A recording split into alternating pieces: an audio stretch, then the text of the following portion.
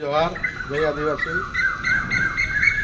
9 August विश्व आदिवासी दिवस निमित्ते आदिवासीओनी संस्कृति प्रकृति અને આદિવાસીને જાગૃત કરવા માટે આવનારી પેઢી માટે જે યુનોએ ઘોષિત કરેલો 9 ઓગસ્ટનો કાર્યક્રમ જે આખા દેશભરમાં થઈ રહ્યો છે ત્યારે ધાનપુર તાલુકામાં પણ આ રેલી અને આ કાર્યક્રમ ઉજાગર કરવા માટે સૌ ધાનપુર તાલુકાના ભાઈઓ બહેનો વૃદ્ધ અફાલો ભાઈઓ બહેનોને વિનંતી કરીએ છીએ કે 9મી ઓગસ્ટે જે રેલી થવાની છે એના અનુસંધાને આપ સૌ મોટી સંખ્યામાં આવે અને પોતપોતાના રૂટ પ્રમાણે પાનમ રૂટ ઉંટડા રૂટ ઉપર વાસિયા ડુંગરી રૂટ બધા પોતપોતાની રીતે આવીને અહીંયા હાટ બજારના મેદાનની અંદર એકત્રિત થાય અને ત્યાંથી સભાના રૂપમાં સભા કર્યા પછી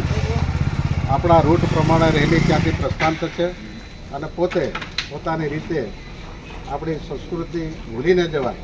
એના માટે આપણા જૂના ઢોલ નગારા ઢોલ સાથે શણાયાના સૂર સાથે રેલી શાંતિપૂર્ણ રીતે કરવાની. કોઈ પણ સમાજને કોઈ પણ જાતિ નાતિ પક્ષપાત વગર ફક્ત આદિવાસી સમાજને જાગૃત કરવા માટેની આ રેલી છે. વચ્ચે રસ્તામાં આવતા વેપારીઓ હોય કોઈ પણ જાતને અડચણરૂપ ના થાય એ રીતે શાંતિથી રેલીના સ્વરૂપે આપણે ચિંતામાજી ચોકથી માંડીને અહીંયા હાટ બજારમાંથી થઈને ધાનપુર બજારમાં થઈને પીપેરો થઈને સીધા ગુરુ ગોવિંદ ચોક સુધી રેલી શાંતિપૂર્ણ સંપન્ન થાય એ રીતે બધાએ આવવાનું છે. અને ખાસ વિનંતી એટલી છે કે ડીજે પર સંપૂર્ણ પ્રતિબંધ છે અને આ રેલીની અંદર પોતે ઢોલ વાજા સાથે આવે અને જે કોઈ ખરાબ રીતે કોઈ સૂત્રાચાર કરશે કે કોઈ પણ જાહેર હિતને કે કોઈને નુકસાન કરશે એ સંપૂર્ણ પોતાની જવાબદારી રહેશે. એમાં પ્રશાસન જે કંઈ કાયદો અને વ્યવસ્થાનો ભંગ કરશે એ પગલાં લેશે એની સંપૂર્ણ જવાબદારી પોતાની રહેશે. એટલે સૌ આદિવાસી ભાઈઓને સૌ સંત મિત્રોને આદિવાસી પરિવારના ભાઈઓ બધા જ પોતપોતાની રીતે આવે અને પોતાના ગામની અંદર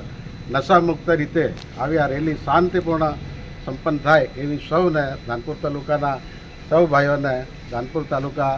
આદિવાસી આ રેલીના કન્વીનર તરીકે સૌને અપીલ કરીએ છીએ અને જોહાર તેડું કહીએ છીએ. જય આદિવાસી.